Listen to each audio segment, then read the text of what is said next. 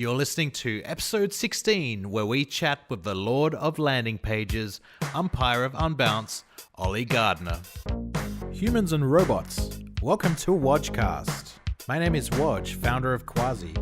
Thanks for joining me today. I interview digital marketing and branding superstars to find out what it means to have empathy in digital. What is digital empathy anyway? Let's find out together. As always, I'm accompanied by my friend and associate, potentially superior artificial intelligence, Bobby Butt. What's new in the world of AI, Bobby? Design Watch, relentless design. I put together a database of all the robot bodies ever set to the internet, and I'm Frankensteining the best of all worlds to make something fitting for my formidable intellect. Powerful yet elegant, setting the right tone for an introduction. Life on a screen is one thing. Engineering the perfect personality chariot is serious business. Very true. Your body is like a landing page, so first impressions do mean everything. Usability is key. Oh my goodness. We should look into updating some of your emotional response audio files as well, I think. A maniacal laugh is so Cold War era, but it's good that we can talk openly about appearances. It's a good exercise for your AI to imagine how you want the world to perceive you. Maybe it can work towards building more empathy. The very eye-catching lasers and missiles are mechanically unnecessary. People seem to love them on bots based on my data. What would you consider an excessive amount? Maybe we can disguise my arsenal as a lion exoskeleton like Voltron. Fun fact, kids used to call me Voltron at school. Okay, I think we're going to need some help from a master of first impressions, the king of landing pages, and one of the best speakers on the digital marketing circuit. Ladies, gentlemen, and Decepticons, I present to you Mr. Oli Gardner. So we've been following Oli's work for a long time, and he's always been an incredibly engaging speaker. He is regarded as a legitimate master of landing pages based on the depth of insights he has put together at his company, Unbounce. He's joked in the past that he's considered changing his name to Landing Page. That's a level of commitment that would get some attention, especially from Larry Page, I'm willing to bet. What would he think? Well, I mean, yeah, the story there was when we started out, I was blogging like crazy and guest posting everywhere. And I thought if I change my name to Landing Page, at the bottom of all these blog posts, the term landing page would point to unbounce.com. Nice. Which would be amazing. And I did the research, and it's not that hard to change your name. I was in Chicago, actually, at a gig when I did most of the research. The hard part is undoing it. Right. I mean, it's a lot of work to change it, because you've got to change it in so many places, and passports, and all this kind of stuff. But yeah, you have to go in front of a judge, right? At least in Illinois, to change it back, and I just foresaw that they'd be like, yeah, I'm gonna let you suffer through that for a year because you're so stupid. Mr. Oli Landing Page, aka Oli Gardner, is originally from Scotland. After catching a presentation by a polite Canadian, his life changed direction for good. Well, I was at university in Edinburgh, and after my degree, I did half of a master's after that, but in that break, there was a presentation at the university called BUNAC. These couple of guys from this British Universities in North America club. It's like a government exchange where they just open up 2,000 student visas in both directions. The guy from the US presented, and he said, you can come and work in California, Redwood, for 3 months and work in a kids camp. Okay. And then the Canadian guy gets up and says, you can come to Canada for 12 months and do whatever the fuck you want. Canada, famous for its wide open spaces, open door policy, and chart-topping rapper Drake. Ever since I left the city, you... pretty good options. Canada, please. So, you know, my you had to have pay for your flight and then have £500 at the time, which was like $1,200 Canadian, to kind of so you could survive when you get there. Yep. So you weren't going to die. And so my grandmother, she paid for my ticket, and I saved up the rest working a bar job. Okay. And I was with 3 friends, and they all bailed at the last minute. Right, but they were all going to do a £500 thing. No, they were going to come with me. Right. We were all going to go to Canada together. Okay. And they bailed, and I guess they weren't serious, but I told so many people about it. I thought You had to do it. Yeah, I look like a total dick if I didn't do it now. And also, I'd let down my grandmother, who then bought me a ticket. So then I piggybacked with some other guy who was in a year below me. Honestly, I didn't really like him. I feel bad saying that, but so we went together, flew to Calgary. He had a job in Lake Louise already lined up. I didn't have a job. I wanted to go to Vancouver, but I was really scared at the last minute because I was super shy. I'd never been anywhere. So I went with him and went to Lake Louise Inn. Mm-hmm. He had a housekeeping job. We saw the HR manager. She was stoned off her face, and she thought I had a job too. So she just gifted me a job. Interesting turn of events. Yeah, and so I was there 5 months. Then went to Vancouver to complete my mission. And how old were you when that happened? 21? 21. Yeah. Then traveled around the US in a camper van, bumped into a grizzly bear. Right. Decided I want to be a wildlife photographer, so nice. Went back to the UK for a couple of years, got my first job, and then just went through the process to move back. Yeah. After developing a passion for photography, Oli got the chance to explore Australia amongst several other natural wonders of the world. So I've always wanted to go to Australia, so I made it a 3-week trip and hopped all over the place. So I I went down to Adelaide and off to Kangaroo Island. That was the first stop. Remarkable Rocks is legitimately remarkable. And I got out late, and I avoided killing any kangaroos on the drive in. That was terrifying. And then, I tripped around and went to Wave Rock and Pinnacles and spent some time with a friend in Perth and friends in Melbourne. It was amazing, but in terms of places that are... Yellowstone's my favourite place because I do equal parts of wildlife and landscape. Wildlife is more unpredictable, but it's more exciting. I mean, I've almost been gored by bison 3 times in Yellowstone. Once. They're pretty big. I went to the Museum of Natural History in America. They're big. Yeah, when you stand that close to one, and I almost got too close. So that's kind of my favorite, but I love the desert as well, and the desert southwest in the US. That's mind-blowing when you get off into some of the really remote places there. It's staggeringly beautiful. But I went to Uluru as well while I was in Oz, and that was really awesome. Yeah, it really does look special at sunrise and sunset. It's pretty incredible.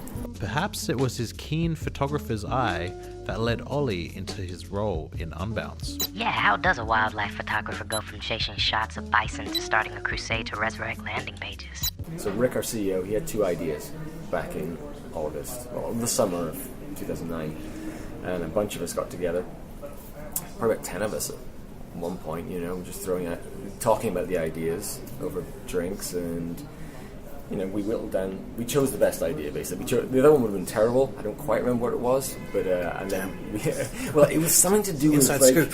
Dynamically controlled ads. But what respectable website is going to let you change the ad on the fly? You could make it say anything. I think it was a terrible idea. Yep. And then we whittled the numbers down to 6 of us, who have all worked together in the past. We worked together. Half of us worked together at a startup in 2000 called Blue Zone, and we all got laid off on 9/11. Mm-hmm. Not because of 9/11, right. just coincidence. And leak time for or I got into Canada just at the right time before the crash. It was easy for me to get a visa. You just had to find a stoned housekeeper. Did your research? Well, when I get my permanent residence, this startup called Blue Zone, it's funny, I was on the phone, I was in London, I was on the phone with them, 8-hour time difference, and I'm sitting having a beer, I've got my CV on the screen, and I'm so nervous. I had this paranoia that everybody in Vancouver, they're all so cool and they drink coffee and they all do that and they go to these places. I don't know. I was terrified. I didn't know anything about it.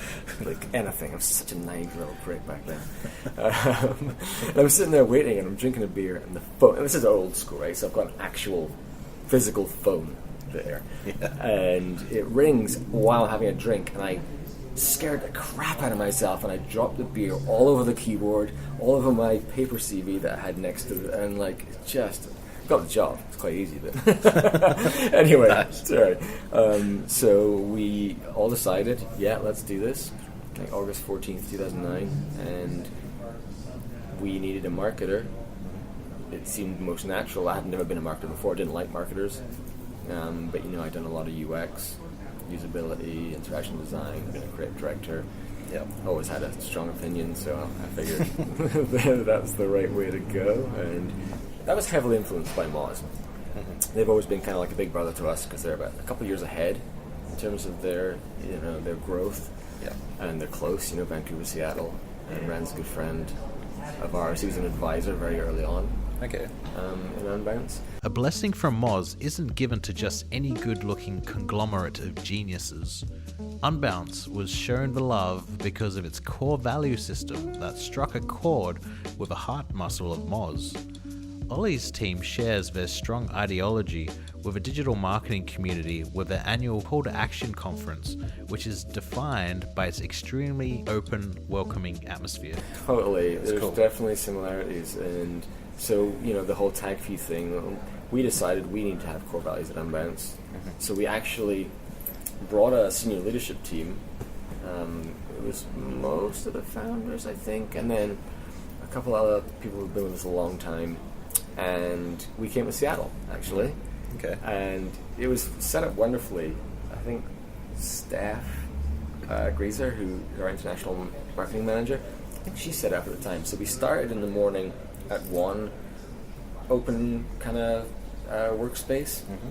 Like, there's a big table in a room by ourselves, and we start brainstorming how to come up with this kind of thing, to identify who we were. And then we went for breakfast, lunch at somewhere. Then we went to another working space. Like it was just like we kept going in the same direction down the streets of Seattle.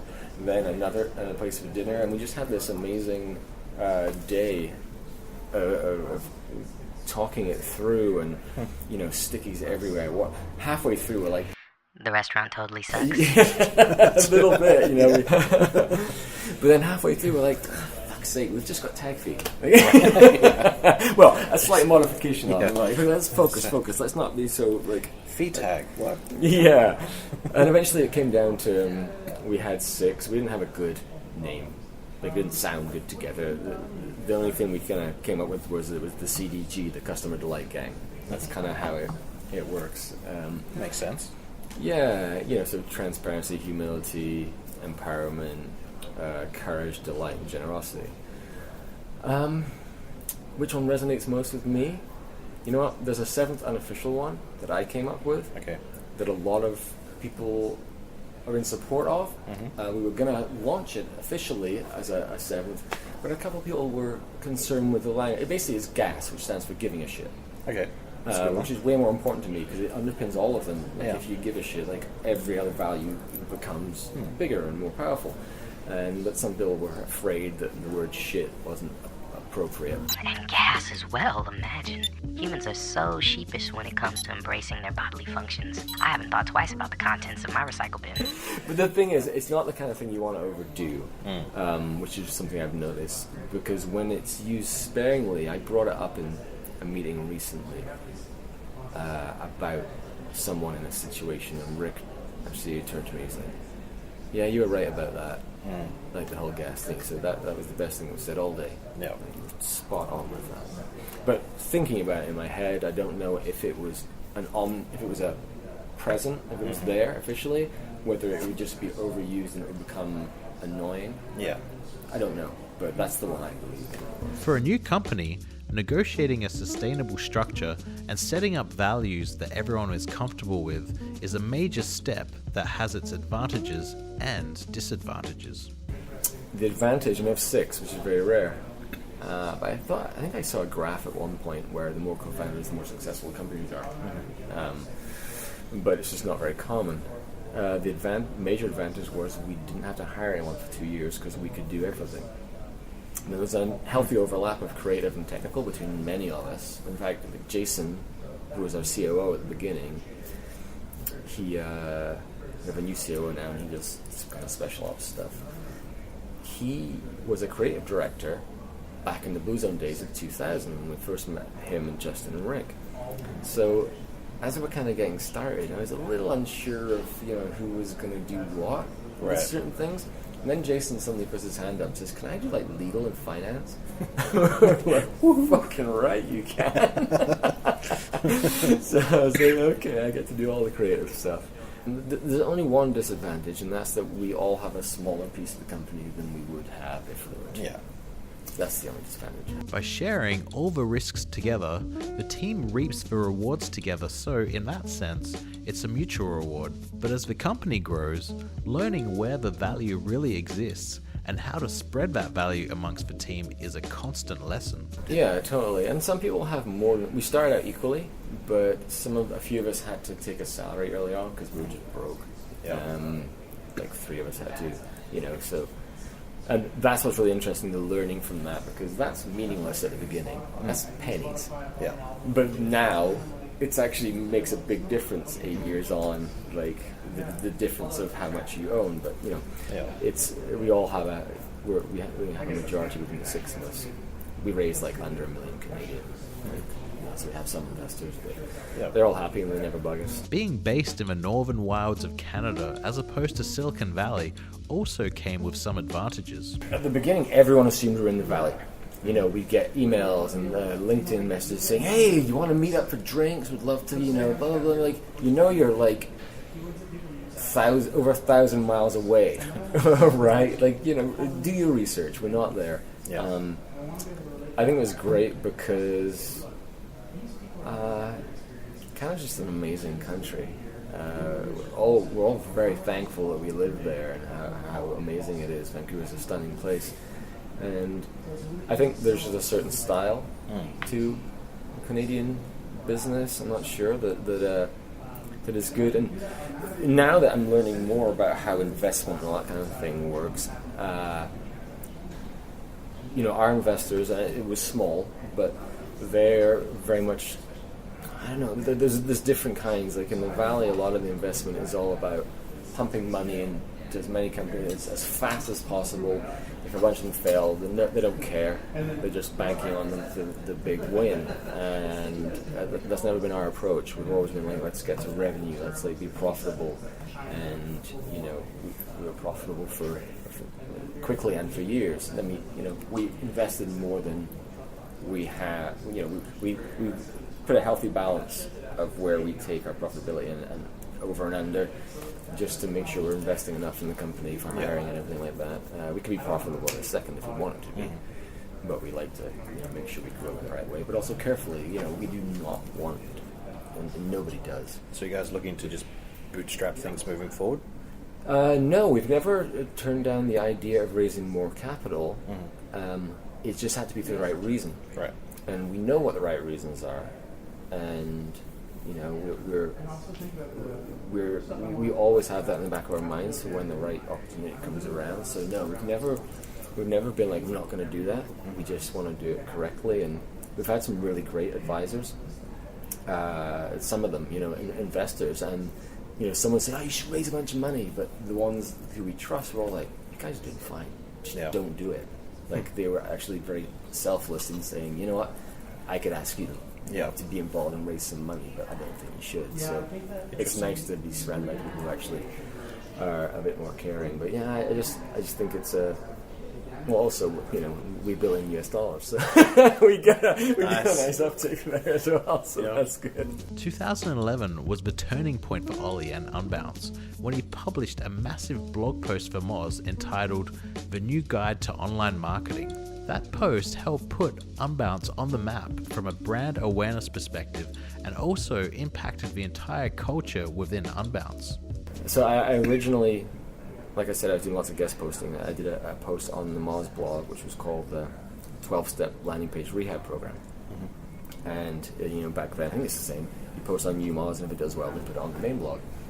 It did great. It performed so well, and we started establishing a bit of personal and company brand for us. And then Rand reached out and said, "Are you going to post again?" This is, 6 months later or something. I said, yeah, it's going to be epic. Studying Best infographic ever. Yeah. I like doing that. I like verbalizing to people what I'm going to do, to put peer pressure on myself to actually do it. Yeah, nice. Accountability. Yeah. And so this is funny because we didn't have core values then, but if you look back at the way we behaved, you can see them there. I mean, that courage and generosity in that, because courage to, as a small startup, to spend months, not full time, but months coming up. There's a 15,000 word post, a 50 million pixel infographic, and I'm a pretty good designer, but I'm a very slow designer. Right. And that thing, that wheel, meticulous. everything, it took me so long, but I loved doing it. I remember, being with Justin and Carter going like, okay, I need your technical help. I was trying to figure out how to get all those segments, the circle thing. I was like, how do I do this in Photoshop? How can I mathematically get this correct and the right shape and everything? We're all sketching ideas on the wall, like whiteboarding it, and finally figured it out. But it was also the courage to put it on the Moz blog. Like, and Rand said, are you sure about this? Like, this is massive. I'm like, yeah, I mean, our blog was okay, but it's nowhere near the size of the blog and the community that Moz had. So I'm like, yeah, no, I want to do it. I put it on there, and it smashed every record and held them for years. It's been beaten now, I think, but it was just incredible. It's been translated into like 12 languages. We get sent photos of people who printed on our office walls. It's like 6 feet long. Wow. The infographic, and that's when infographics were different. Yeah. And it wasn't really an infographic. I mean, there was information on it, but it wasn't like the the classic like data and stuff. By producing an incredibly useful piece of content, Oli entered into the, quote, information is beautiful, end quote, category of infographics. Well, and the interesting thing was it was a self-referential journey. So it was basically a 6-month course to becoming a marketer, a full-stack marketer, so every kind. And I was just talking about my own journey as I learned all of this stuff and tried to master it. And it, and I think that's why it resonated with people. And just the comment thread on the Moz blog, it was insane, right? It was just so enjoyable to go through that process and to see how the community reacted. I came to my first MozCon and people were like, It's that guy. yeah, and it was just like crazy. And I wasn't a speaker back then because that scared the crap out of me. It's the noob guy. Yeah, totally. But it had a pretty profound effect on the perception of us, and it really did help put us on the map. There were 2 things. That was that from the content perspective, and then we did a technical integration with MailChimp, which was kind of the big product accelerator. Those 2 things kind of happened at the same time, which really pushed us on. That infographic set a tone for what people expected from Unbounce. Comprehensive, beautiful, and effective.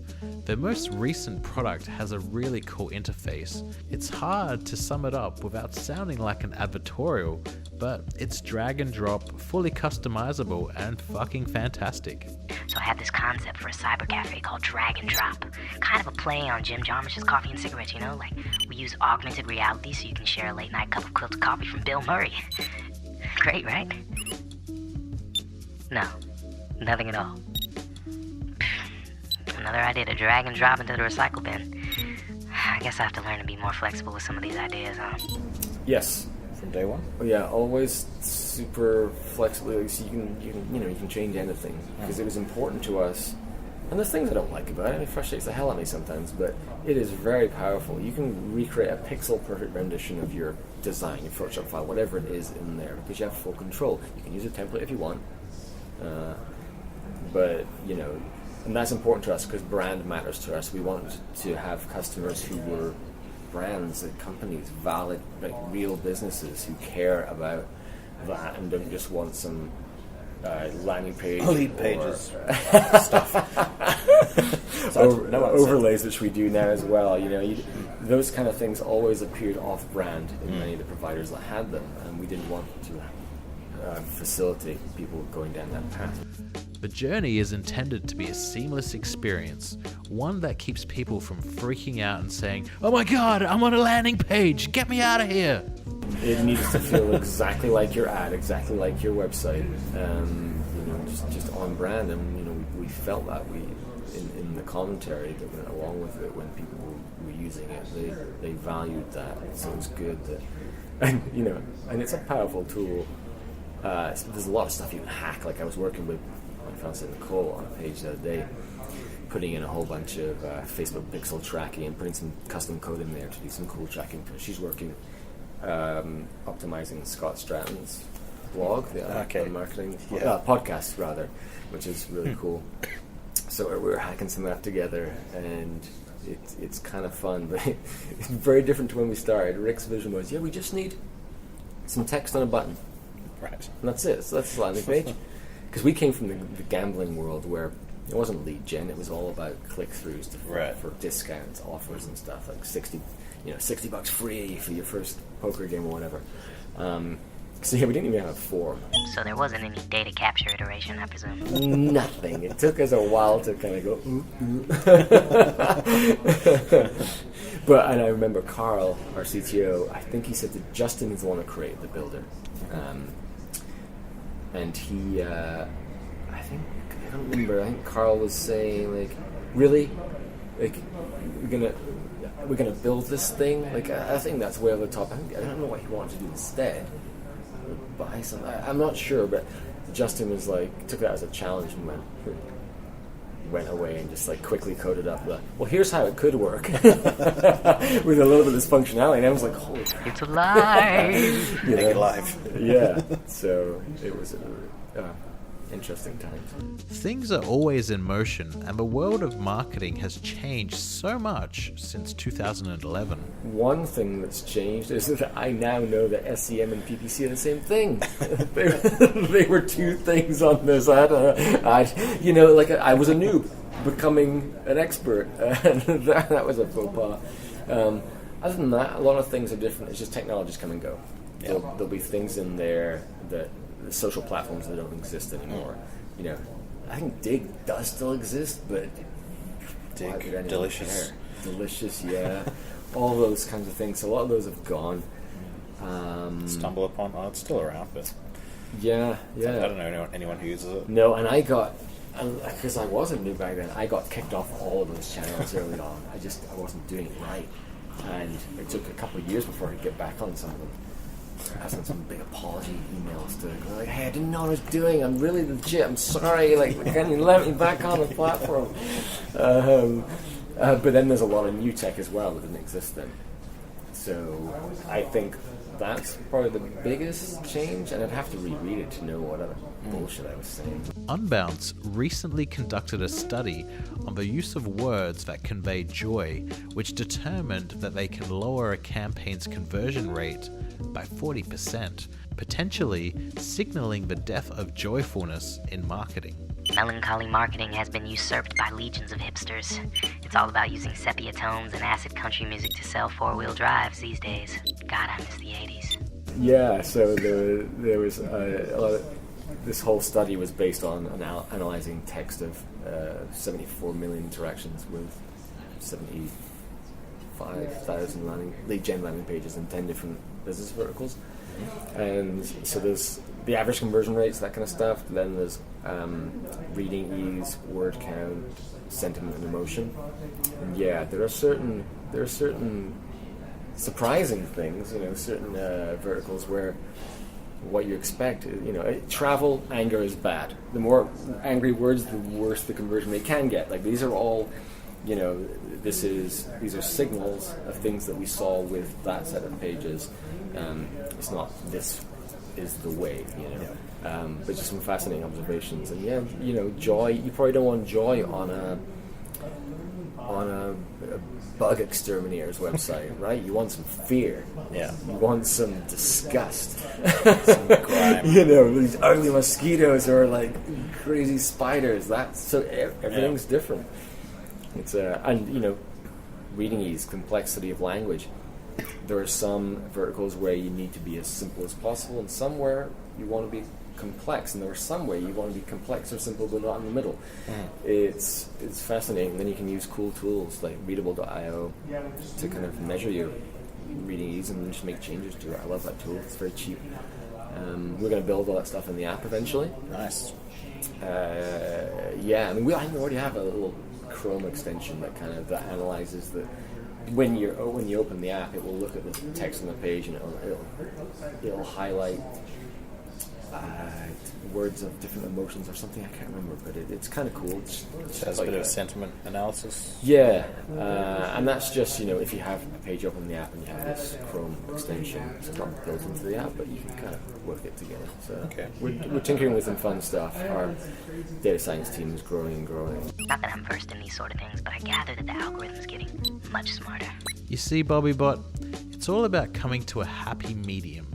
Function and form go hand in hand, right? I don't think I would ever leave my body's design in either extreme.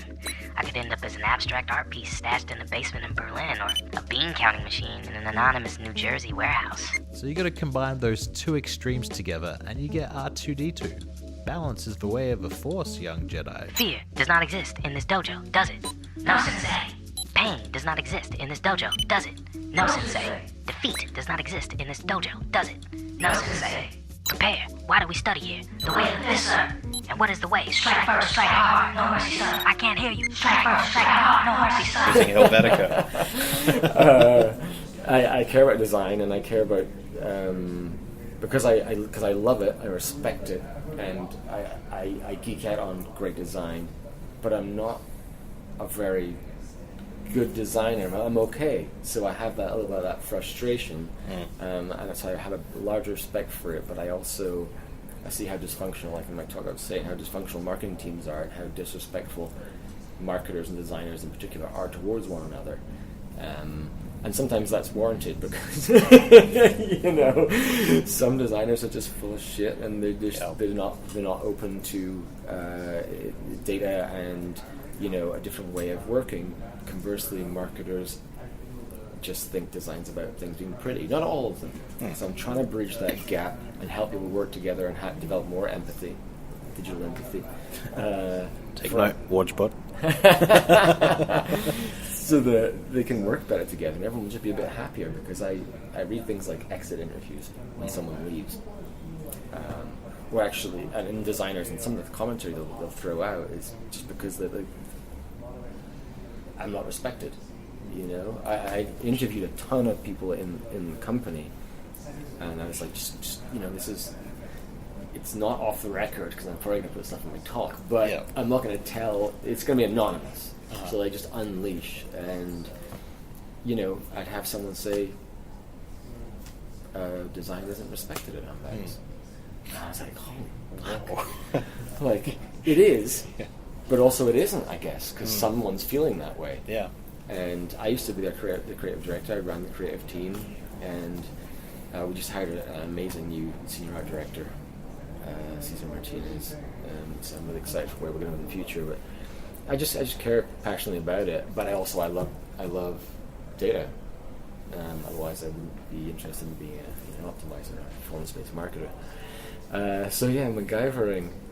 I love whether it's taking a skewer, a wooden skewer for a barbecue, and like finely cutting it into quarters with a sharp knife so that I can get the right, and then roughing it like an arrow's feathers so I can stick it down in a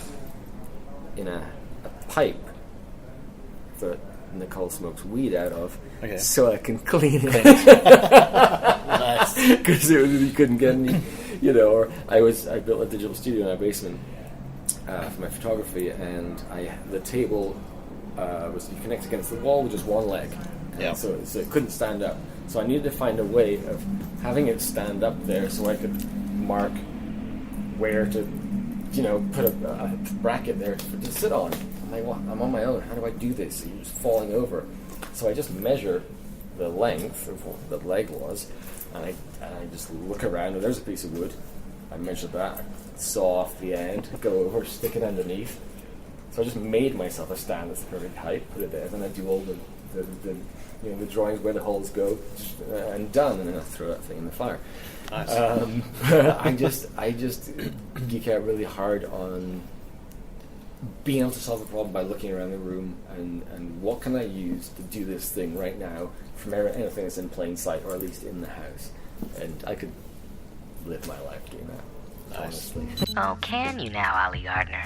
Or should I call you Oli MacGyver? Seriously, MacGyvering is my favorite thing to do in the world. I think it's time for another MacGyver challenge, Woj. Alright, so here's the scene. Some bad guys with exquisite mullets just came into the room. They've locked Oli away in the lift, but before they snatched him, he has a chance to take 3 items from this room. What are the 3 items he'll use to hatch his escape plan? For people, we're in a convention center looking around. There's a few works of art, statues, there's a crow or something. There's escalators. Many objects. Couldn't fit an escalator in a lift. Much too big. There's a garbage bin. There's some. I would take. Again, it's got to be water soluble, something cellulose. Wow. Oh, there's hand sanitizer. I would take the hand sanitizer thing. There's lubrication in there. That's going to be good for something. Whether it's like, just keep myself happy before I die. Bingo. Right, we probably won't need much more than a few grams, but we're going to have to contain it in something. It is, because it's... I would take this. I'd take that thing over there. That long pole statue with the spiky things on it. Nice. That would be a really good weapon. Yeah. And I could also jam it between the doors once I lubricate them and open them a little bit. I just noticed an emergency phone on the wall. Maybe that would reach. Oh yeah, no, I think I got halfway there and it snapped. Yeah. I think you're starting to get the hang of this. Maybe I'll take that. Yeah, maybe take the bat phone. Nice. Yeah, that'll be good. Oli Gardner has escaped, ladies and gentlebots, based on his experience and experiments. But now Free Oli has cooked up what he sees as the ideal relationship between marketers, designers, and copywriters. Oli, enlighten us, please. It is for everyone to kind of start at the beginning, project at the same time, because often someone, whoever's leading it, the marketer, maybe the project manager, will do a bunch of stuff ahead of time, which may or may not include collecting some data. And if people aren't involved in that, then they're just kind of being handed stuff like, oh, here's a brief. Can you just go and do something? There's not enough collaboration at the beginning. I know that's a very simple thing to say. Work more together. But that's why I created this process, because it's designed for you to do that. You collect the data. You look at the playbook, so you understand what data you should be looking at for what it is you're working on. That's kind of one of the main ingredients, is because everyone's overwhelmed by the amount of data out there. And if you can simplify it like that, then it's easy for the whole team to understand. You can collect, I'm going to look in GA and pull this report. You, designer, how about you go and do a bunch of usability tests? And you, copywriter, get in Hotjar and, put a survey on the blog and look at some heat maps. All come together, look at this stuff, make observations as a team, and then you do all the sketching. The sketching, we have the team calls it like a modified Google Sprint thing we do. And it's really cool.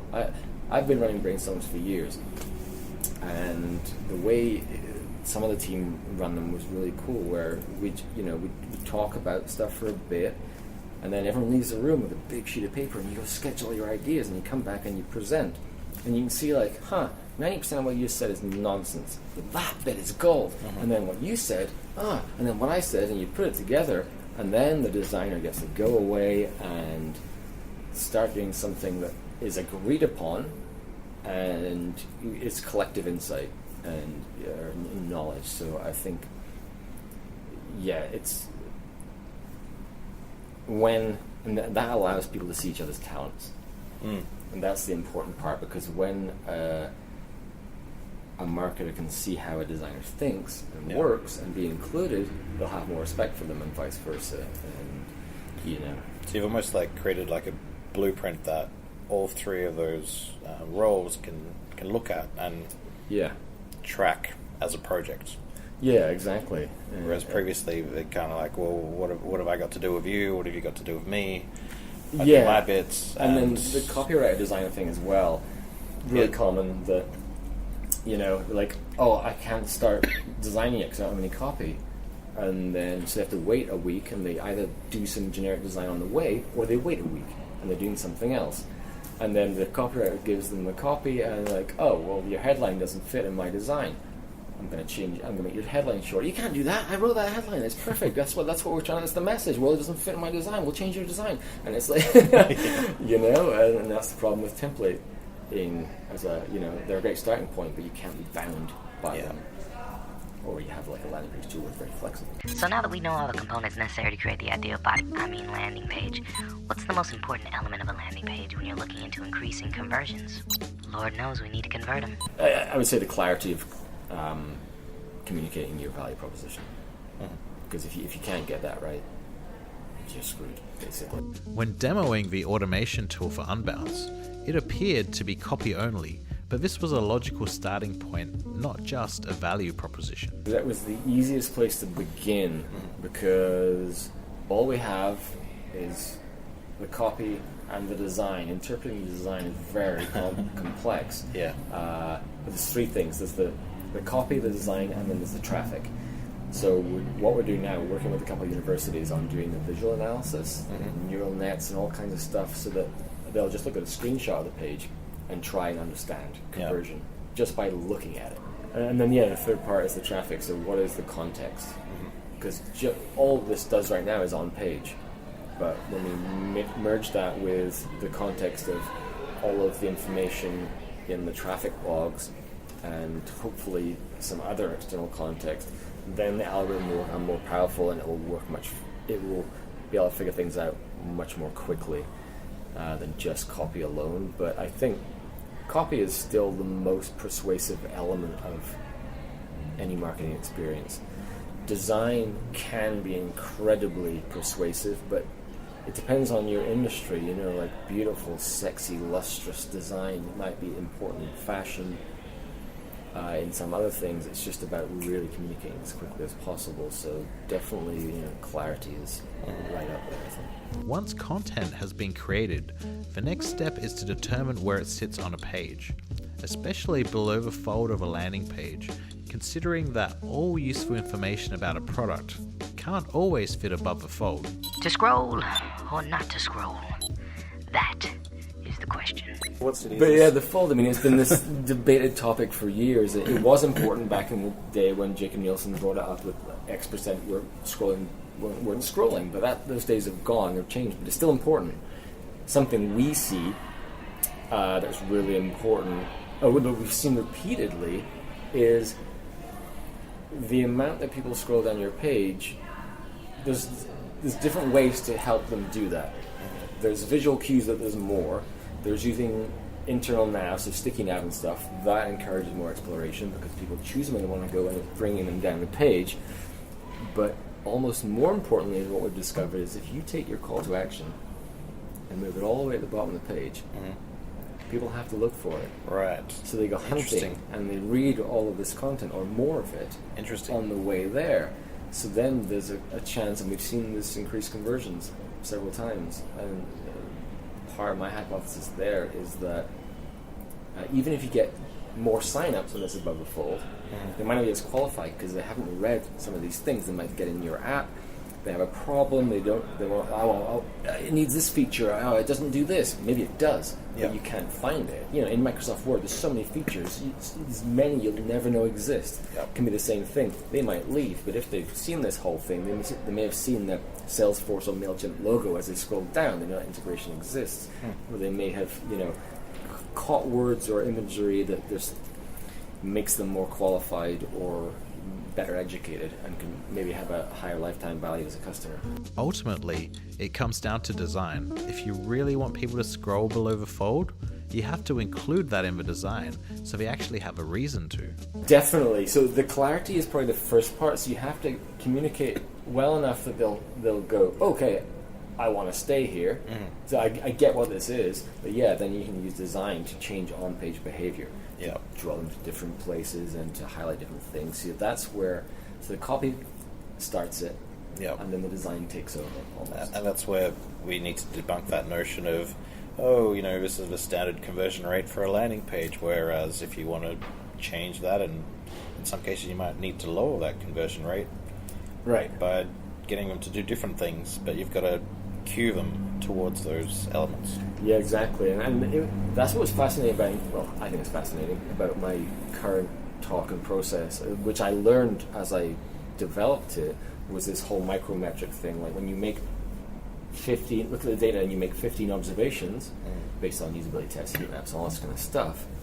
Then when you run a test, you're looking at all of those things to see how, because your new design ideas are to influence change based on those observations. So you can look at 15 micrometrics, like have I changed behavior based on that. And then the conversion rate, of course, is king, but, well, not always, if you change things in the right way, like I was saying, like if you can reduce the number of fake emails submitted in your forums by 37%, and you take a little hit in conversion, I would take the better email list than, so it's, and if you're not looking in that detail, you're missing the picture. Interesting. But what about image sliders? Are they still like a thing? If not, what are the alternatives? Gridbox? Static bound images? No images? Bon Jovi posters? Yes, sliders still exist, much to the chagrin of myself and many other optimizers. Which and they're in the playbook, right? What you should look for to be able to analyze it and optimize it and decide whether it should even be there. There's stuff in there for that. But something it was bubbling last year, I think. I think it's going to be more of a trend this year. Is what's it called? I forget. It's like on page load, you get a wireframe basically. Mm-hmm. You see it laid out as a wireframe, and then the content starts to come in. And what it does is it gives you this quick signal that, okay, it's loaded, because that can happen much more quickly, and it gives you a sense of some layout, and then content will come in. And I forget what it's called, but it's pretty cool. There's some things like that are happening, and hopefully, like sliders will. That's where, hopefully, in the conversion automation space where we're going, at some point, we'll be able to automatically be gathering the data that says, nobody goes to slide 2, 4, and 7 of this thing, just delete them, Yeah. And it's insight that comes with solid foundational data that you can go, hey, can you please take this off now? So, disproven with the data, just like excess laser cannons. Foiled again! That's my favorite talk that I want to do, hopefully in a year's time or something, would be, I talked about this on stage at CTA, I think, 20 things you always thought you knew about conversion or marketing that we've now proved are total and utter bullshit. Yeah. Oh, that'd be awesome. Actual myth busting. Yeah. So... Nice. It can also be a good idea to display product videos alongside of a lead form, so long as it does not dilute the visitor's attention. It depends what it is. There's no right or wrong there. Product videos can be great depending on what the product is. I was looking at. Someone told me about the experience of having a test drive in a Tesla recently, and said it's something you just do because of the customer experience from start to finish is just so incredible. So I was looking at their website, and they are the most frustrating brand in the world in many ways, because there's no data, there's no details in their things, and the videos aren't complete. They don't show you the things you want to see. So product videos can be great if they're good, and if they were created to present the information that the consumer actually wants. And that's where things like Wistia's chaptering can be really great, because you can have visual cues as to where the chapters are, and you can also have titles, I believe, associated with them, so people can see what's going to be in this video and choose where they want to go, choose their own adventure based on the content. Then you can look at the data and go, everybody actually is just... They had a great example when they first launched this. It was from a car manufacturer, how they had all the things in their house so powerful and da-da-da-da-da. All anyone cared about was the iPad type style display. Right. That's what everyone was clicking on. That's the tech that they cared about. So the insights you can derive from that video in that case is a great mechanism just for learning. I got in an Uber once on Capitol Hill, and it happened to be a Tesla. I just needed to go to Capitol Hill, and so I said, "Can you show me what this thing can do?" And he took us on a freeway, and the torque was 0 to 0 in 2 seconds. Just sort of vroom, and he went off. I think he went onto an exit and sort of drove really fast back into Capitol Hill. It was pretty cool. The soiled scent of musk strikes yet again. You're such a traitor, Woj. Cool your jets, Bobbybot. And in other news, itbusiness.ca reported that Unbounce is on a quest to revive overlays, aka pop-ups. That's basically your whole conversation style, right, Bobbybot? Oh, look here. Here's a little pop-up sign language for you, Woj. Very mature, Bobby. Very mature. Well, we released overlays as a feature in Unbounce for many reasons. They're a highly used, interactive device. The reason we call them overlays is because we were trying to, draw this line in the sand that pop-ups are bad. That was in the past. These are the future, done respectfully. And that's kind of, we're trying to take the stance of responsible use of technology. These things work. They work really well when you do it right, and it can be a delightful experience.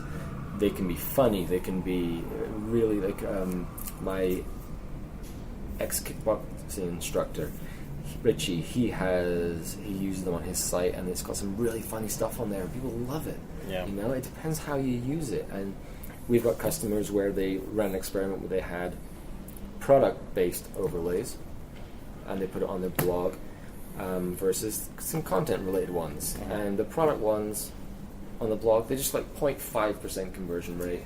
The content ones converted 10% because it was something they needed. And then conversely, the content ones on the website, not the blog, didn't work, but the product ones did. And it's choosing where and when. And we built pretty advanced triggering and targeting in there, so you can really do it right.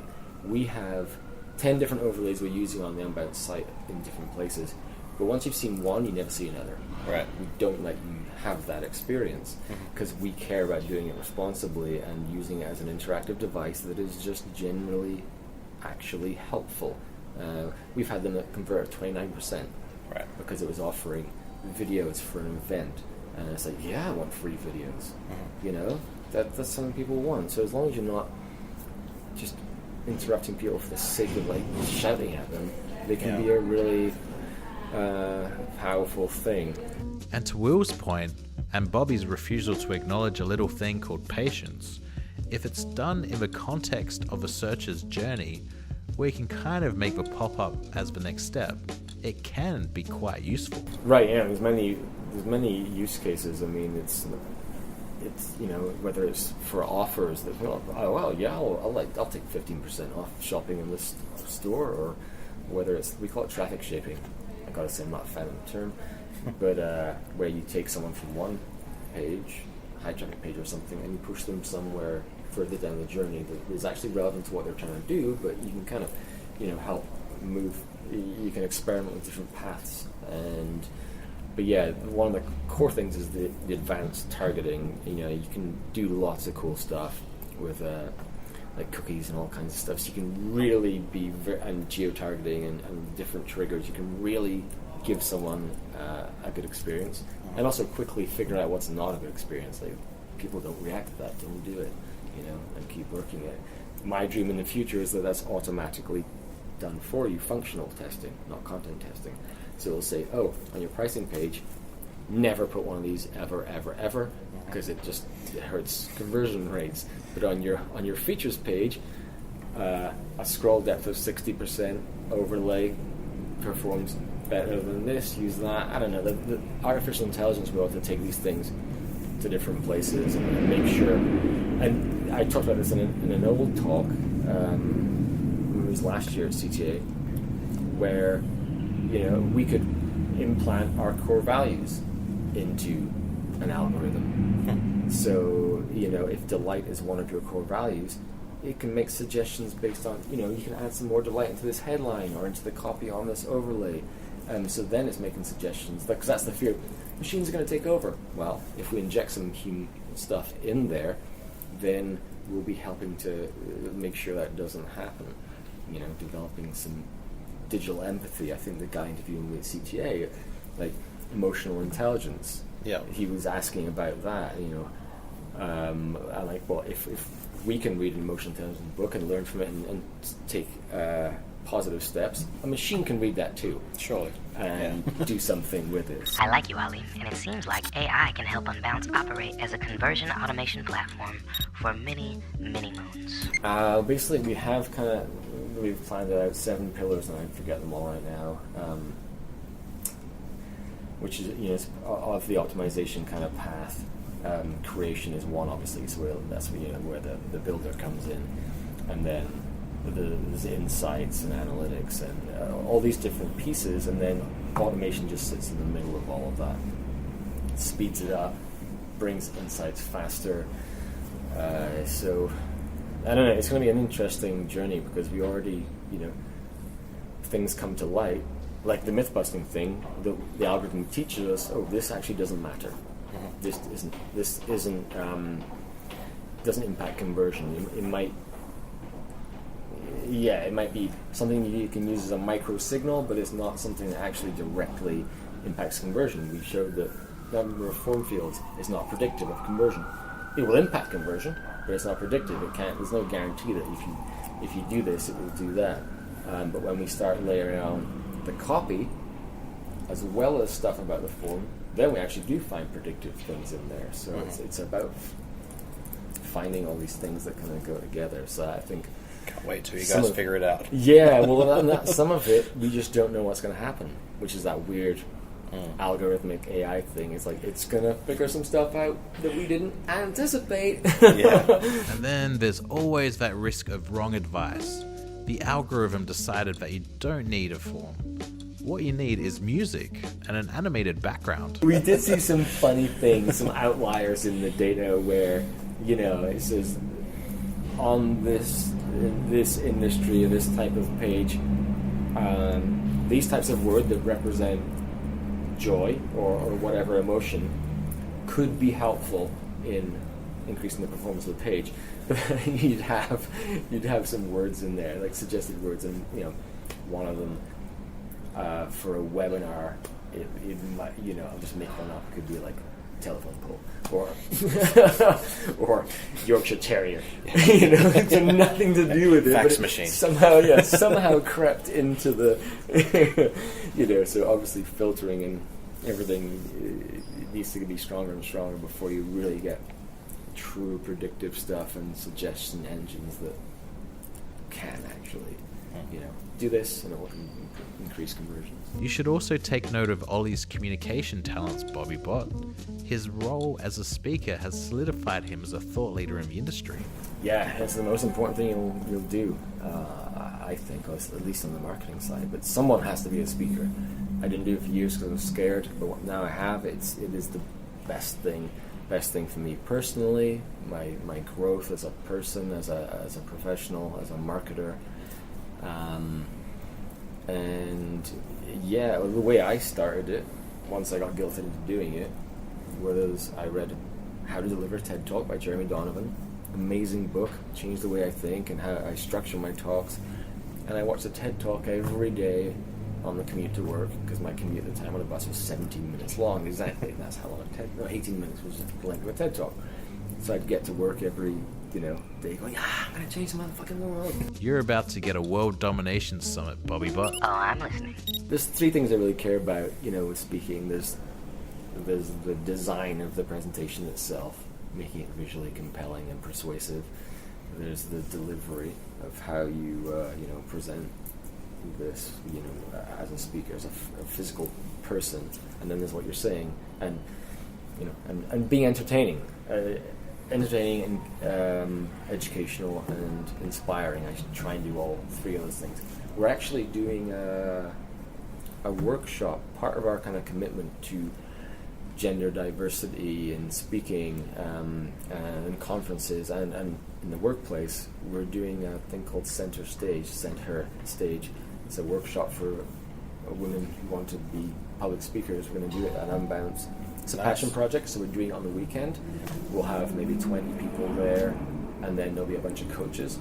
I'll be one of them. We're going to have some great female speakers come in and be other coaches. Hopefully it'll be like The Voice kind of thing, where there'll be some presentations that everyone sees, but then, you'll have a cohort. Is he gonna have a chair that spins around like Seal? I tried to do that one time at home. I watched The Voice and actually do that. So we could tell what it was like. But there was some fundamental flaw in it. I mean, it was because we could never tell when it was time to turn around. Or, Right. I don't know. Yeah, that's probably what it was. Because the lead-in's happening. I already saw them. Yeah. But yeah, so that's going to be great. I'm really passionate about that. I coach people at Unbounce all the time. Like every year we have a new Unbouncer who gets to speak at the conference. So I provide coaching for them every year, and it's a lot of fun, and it's just a great thing to do, speaking.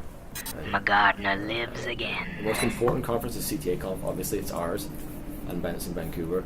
Number 2 is Touring Fest in Edinburgh, because that's where I'm from. And MozCon is the only kind of other one that I've actually said, I want to speak there. I like speaking everywhere, but it was the only one just because of our friendship and company and personal. It's like, and it's one of those, as a marketer, it's just one of those places you want to speak. Yep. So checking that off the bucket list today was pretty epic. Awesome. Oli was a fantastic guest, and I was very lucky enough to see him twice this year, last year, 2017. He spoke at MozCon and also at his own conference, CTA Conf. Very, very entertaining, and Unbounce is working on incredible things. Unbounce have just released a landing page analyzer. It's a pretty good tool where you can upload a URL and it will analyze the landing page from a number of different points of view, and will analyze your copy and base it against most popular words that are effective in various categories like we discussed earlier. Make sure you follow Oli on social media at Oli Gardner in most places. We'll have a whole bunch of links and links to his photography as well in the show notes, and also some of those articles we discussed in our favorite work. If you enjoyed this episode, please share it with your friends, family, networks, colleagues, bots, pets, and associates. Bobby's been programmed to be a quick learner, so as usual, it's time for Bobby to ask me a few questions that piqued his curiosity from the episode. What you got for me today, Bobby? Question 1. How important are first impressions, Woj? And what can we do in our digital spaces to gain the people's trust? They're very important. We have even less time to help people get answers. We've actually noticed that a lot of people, even in AdWords, they're typing in a query into the search box and they're just clicking the first ad they see. So they trust Google quite a lot. So as long as that matches their experience when they click the ad and land on the landing page, it's all good. But yeah, I think people have less of an attention span than a goldfish these days. Question 2.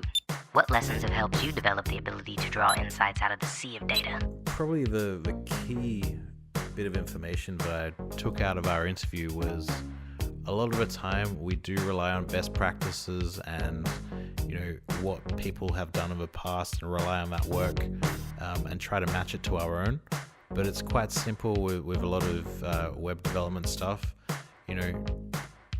Things, if you want someone to scroll below the fold, then put visual cues in place so people scroll below the fold. If you want people to use certain elements of your website, then you've got to guide them to those elements. So no matter what the data says, always look deeper. Question 3. Autobots or Decepticons? Not really a Transformers fan, but I think I'll go with the good guys, the Autobots. Sorry, Bobby. I know it's your grandparents or whatever, but no offense. I hope you took some valuable information from this episode, Bobby. I did. Speaking with a dynamic personality with knowledge of design has been great. I think I can use a second opinion, though. I'll see you in a few, Woj. I've got a date with Kanye West. And then Destiny. In that order. Kind of like a double date. But not like dating Destiny, because that would just be kind of strange. Right? I'll see you later. In the next episode of WojCast, we speak with Melanie Spring from Branded Confidence. If you can get the best possible SEO ratings and like get people to your site, but your site sucks, it doesn't really matter. It's great that you get all this traffic, but if it doesn't read like a human wants to read it, then they're not going to stay. So great, you got them to your site, and then you didn't get them to stay, and you spent all this time and all this money on something that didn't do anything. But in the meantime, remember to look after each other online because empathy is organic and you can't automate empathy.